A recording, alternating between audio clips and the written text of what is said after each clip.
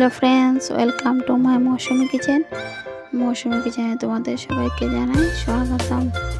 আজকে আমি আলু পনির নিরামিষ একটা তরকারি বানাচ্ছি। তো কীভাবে বানাচ্ছি দেখে নাও তোমরা সবাই, আর বানাতে কি কি লাগছে সেটাও তোমরা দেখে নাও।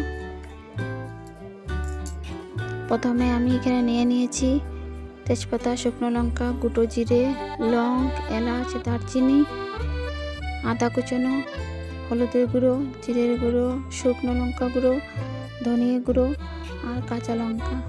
এখানে নিয়ে নিয়েছি আলু, এখানে আছে নুন, ঘি, চিনি, গরম মশলা আর একটা পনির। এখন আলুগুলোকে ভেজে নেব। ছেড়ে দিলাম, এখন তুলে নেব।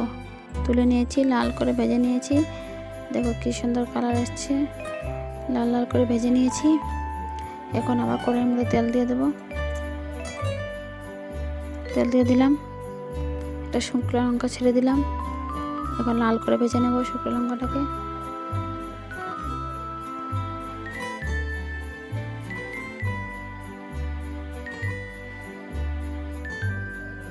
তার মধ্যে দিয়ে দিলাম লং, এলাচ, দারচিনি আর দুটো তেজপাতা দিয়ে দিলাম। দিয়ে আদা কুচানো এটাকে দিয়ে দিলাম। দিয়ে ভালো করে নাড়াচাড়া করে নেব।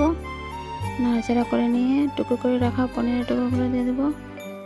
দিয়ে দিলাম, এখন ভালো করে ভেজে নেব।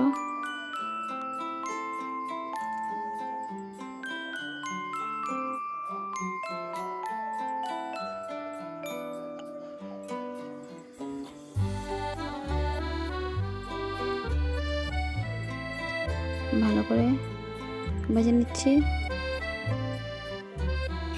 পনিরের মধ্যে অল্প জল ছিল, জলটা শুকিয়ে যাক, তারপরে মশলাগুলো দিয়ে দেব।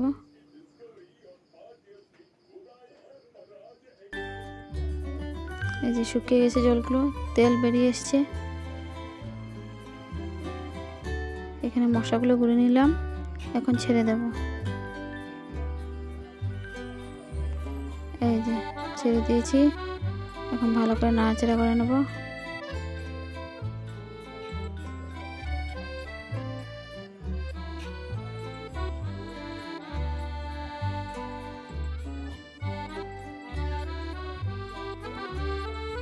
ভালো করে নাড়াচাড়া করে নিচ্ছি।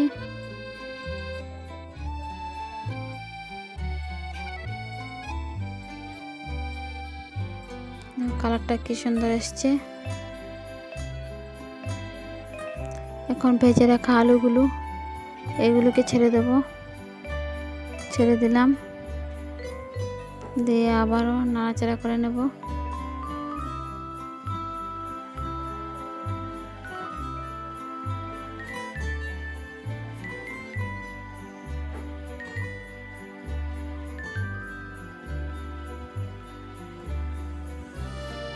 ভালো করে নাড়াচাড়া করে নিচ্ছি।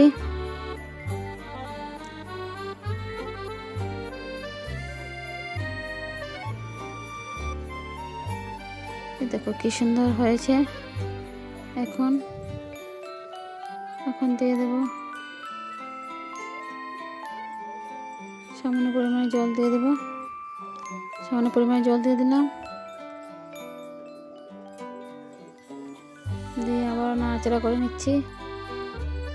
15 মিনিটের জন্য ঢেকে রেখে দেব।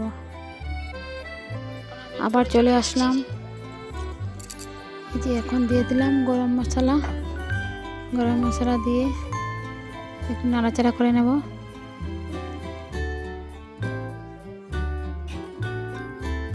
নাড়াচাড়া করে নিচ্ছি। আমার রান্না হয়ে গিয়েছে। লাস্টে নামানোর আগে উপর থেকে একটু ঘি দিয়ে দেব।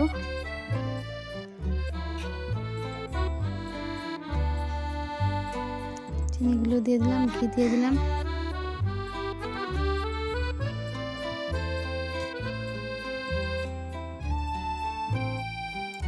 দেখো কি সুন্দর কালার আসছে।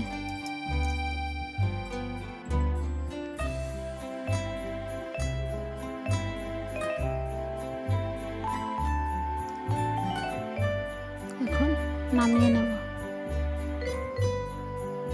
দেখে নাও, দেখো কি সুন্দর হয়েছে তরকারিগুলো, কি সুন্দর কালার আসছে। নিরামিষ পনিরের তরকারি।